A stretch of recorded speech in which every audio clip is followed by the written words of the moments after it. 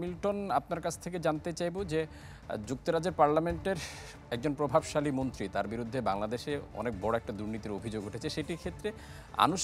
সে দেশে আনুষ্ঠানিক তদন্ত কি সম্ভব? আর যদি হয়ে থাকে, সেক্ষেত্রে সেই তদন্তে বাংলাদেশ কতটা আশাবাদী হতে পারে? যেটি বলছেন যে জিজ্ঞাসাবাদের কথা আনুষ্ঠানিক ভাবে ওনাকে এখনো জিজ্ঞাসাবাদ করা হয় নাই। এখানে যে আপনার ক্যাবিনেট মিনিস্টার অফিস, সেই ক্যাবিনেট মিনিস্টার অফিস থেকে ওনাকে অনানুষ্ঠানিক ভাবে কিন্তু জিজ্ঞাসাবাদ অলরেডি করা হয়েছে এবং সেখান থেকে বলা হয়েছে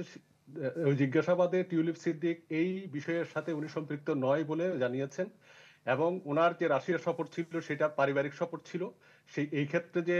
লেবার দল কিংবা ব্রিটিশ সরকারের সাথে কোনো সম্পৃক্ততা ছিল না সে বিষয়ে ইতিমধ্যে প্রধানমন্ত্রী স্যার কেয়ার স্টারমার ক্লিয়ার করেছেন বিষয়টি এবং এটি উনি বলতে চাচ্ছেন এটি পুরোপুরি ওনার ব্যক্তিগত সফর ছিল এবং ক্যাবিনেট মিনিস্টার কিন্তু আজকে যে জিজ্ঞাসাবাদ করা হয়েছে সেই জিজ্ঞাসাবাদে বলা হয়েছে যে অনানুষ্ঠানিক ভাবে হলেও যদি এই বিষয়ে টিউলিপ সিদ্দিকীর কোনো ধরনের সম্পৃক্ততার একটা প্রমাণও যদি পাওয়া যায় তাহলে ওনাকে আনুষ্ঠানিকভাবে আবার জিজ্ঞাসাবাদ করা হবে এবং সেই আনুষ্ঠানিকভাবে জিজ্ঞাসাবাদ করার পরে যদি ওনার কোনো ধরনের অপরাধ প্রমাণিত হয় অবশ্যই এই দেশে আপনারা জানেন যে ব্রিটেনে এই বিষয়ে অবশ্যই যে বিষয়গুলোতে অ্যাকশন নেওয়া দরকার বা যে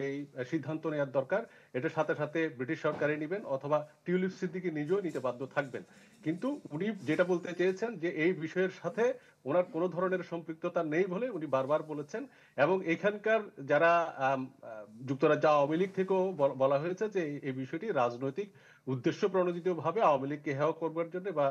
শেখ হাসিনা পরিবারকে হেয় করবার জন্য এটা করা হচ্ছে। কিন্তু ব্রিটিশ যেটা আপনি বলছেন যে বিচারটা পাবে কিনা অবশ্যই পাবে যদি এখন আপনার এন্টি করাপশন যে তদন্তটি করছে এই তদন্তে যদি কোনো ধরনের সংশ্লিষ্টতা থেকে থাকে টিউলিপ সিদ্দিকীর সেই বিষয়টি যদি ব্রিটিশ গভর্নমেন্টকে